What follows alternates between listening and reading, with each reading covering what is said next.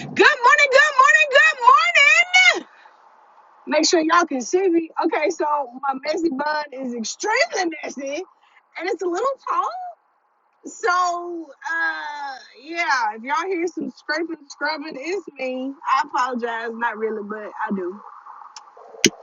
Anyway, good morning. Good morning. Gosh, let me just scoot down a little bit. That's a little better. Ah, gosh. Anyway, I need a convertible. So, yeah. Papa Cosby, Bill Cosby has been released from the prisons. Not prisons, just prison. Just one prison. Yeah, man, they don't let Bill Cosby, Mr. Jello Pudding, Mr. The Cosby Show, Mr. Heathcliff Huxtable. They don't release Bill Cosby from prison yesterday.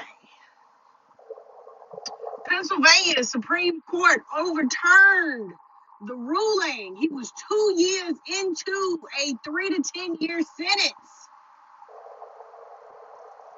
for assault. It was either assault and rape or something along those lines.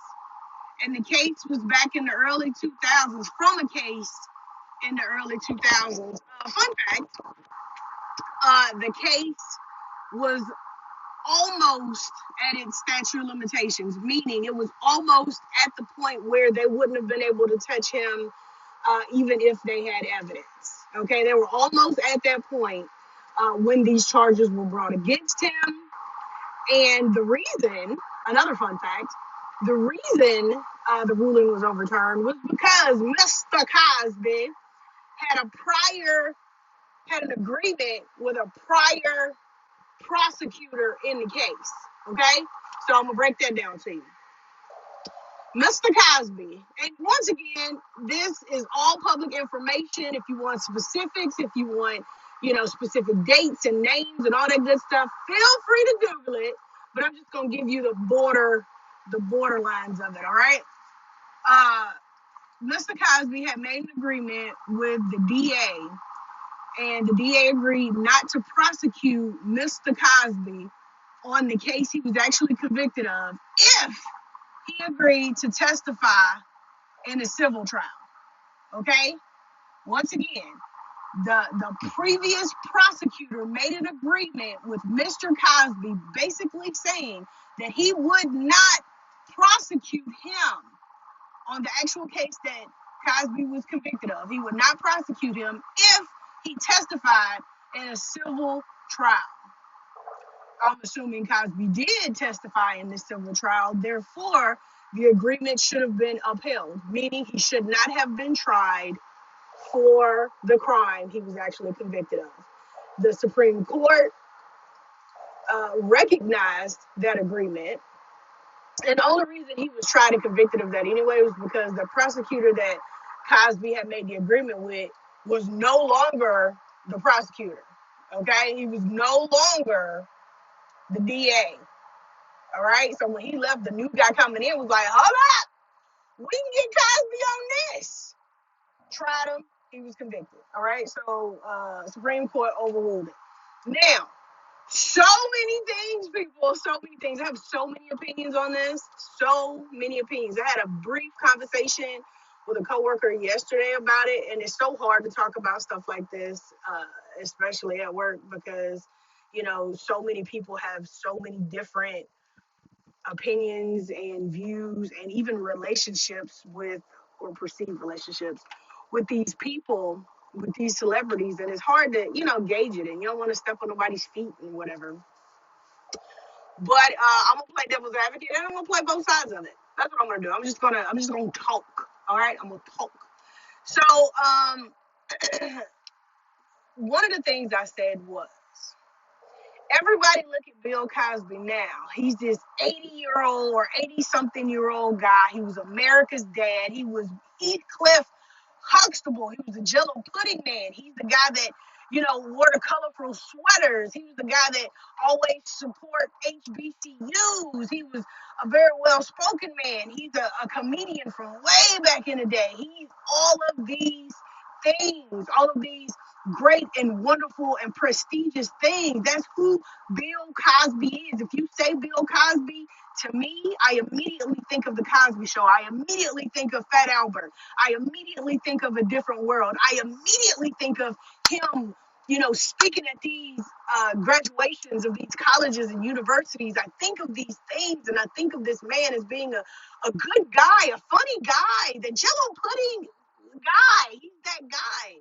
So it's so hard to equate that to all of these horrible things that he was accused of doing. But at the same time, I don't know this man. I've never met Mr. Bill Cosby. Never. I don't know him. I didn't know him back in the 70s or 80s or 90s or the early 2000s when a lot of these things that he was accused of were supposedly taking place.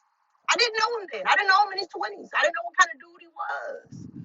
You don't know what kind of dude he was. So it's hard to say, man, I can't believe they did that to Heathcliff Huxtable. I can't believe they did that to him. He didn't do this, he didn't do that. You don't know. You don't know who this man was. You don't know who these people are behind closed doors, who they are when they with their people. You don't know. So it's so hard to, have a for real opinion and argue your point because you don't know. Now, when I was having that conversation with somebody, I was like, think about the whole R. Kelly situation. All right. Now, everybody was so quick to jump on R. Kelly's case because they could see it. R. Kelly's what, 40s, 50s, young man.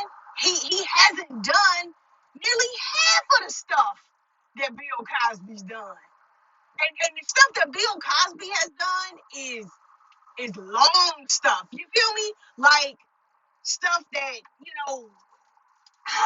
like R. Kelly, don't get me wrong, he's a musical genius. You know what I'm saying? But he hasn't had, I don't think, a Lifetime Achievement Award. He hasn't, spoken at college graduations, and he had like Bill Cosby. They different. They on different levels. So when all that crap came out about Kels, everybody was like, "Ooh, that's messed up." The documentary came out. "Ooh, that's why you see him in a different light and this, and that." And you could see it. And you could see him doing this to these girls. You could see that. And so you judged him. You judged Kels, but it was hard to judge Bill because they different. Like if Bill hadn't done the things that he done and he wasn't this prestigious guy that he's perceived to be, then maybe it would have been the same. Maybe y'all would have been on Bill Cosby case like everybody was on R. Kelly case. It's different levels. It's just that Bill Cosby an old dude now. You look at him and you see granddad. He's somebody granddaddy. You look at R. Kelly and you see possible pervert. He the nasty uncle that you don't want your daughter to be left in the room with. He's talented, but he could be a pervert. You know what I'm saying? Like it's different levels to it. All right. And his lawyer came out and was like, hey, this is, feather in the cap for Black America, and I'm, good job with overturn. Like, yeah, okay. But at the same time, just because he's Black and he in America, maybe we shouldn't automatically, take that and put it over here for the Black America fight. You know what I'm saying? Like nobody knows the specifics of these cases except for the people that were actually involved. Then you had Harvey Weinstein's lawyer come out talking about, yeah, I'm glad that it don't matter, what your status and I'm paraphrasing. It don't matter what your status in America is. You can be a celebrity. You can still have justice and woo woo. Because Harvey Weinstein and Bill Cosby cases are similar. And basically, these, powerful men using their power to dupe these women and get what they want from these women. And I don't know about y'all, but I don't think Bill Cosby should be in the same arena or spoken about in the same arena as Harvey Weinstein. And you probably already have an opinion about Harvey Weinstein. See, that's what I'm saying. Like, you look at some of these people and you see, like, yeah, maybe they did do it. But then you look at somebody else and you're like, man, no. It's just hard. I feel like we should reserve or keep our opinions to us because we don't know. We don't know. And then I saw where they were Felicia Rashad, who played Claire Huxtable, his wife on the Cosby Show. She came out in support of him after it was reported that he was released, and she being condemned for what?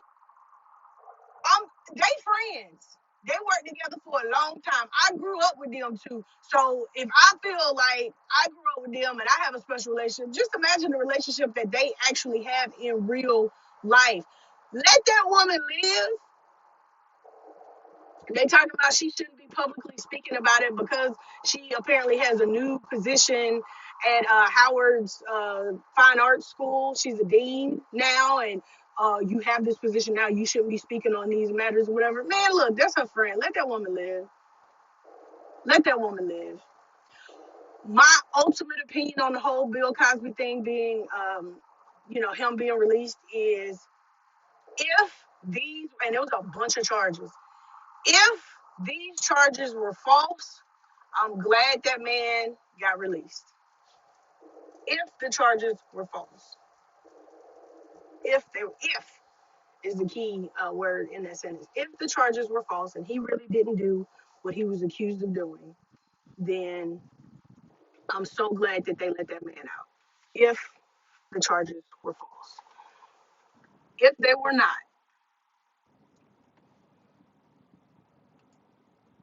we got to do better. We got to do better because at the end of the day, Mr. Bill Cosby was released on a technicality. It was a technicality. It was a technicality. We'll say it like this. It was basically like, say for instance, you had just murdered somebody, had the bloody knife in your hand, right? They didn't have permission or cause to bust in your house, but they did anyway. Saw you with the bloody knife in your hand, standing over the body. They can't let that evidence in because they didn't have permission to come in your house. Ergo, you were released on a technicality. You get released on a technicality.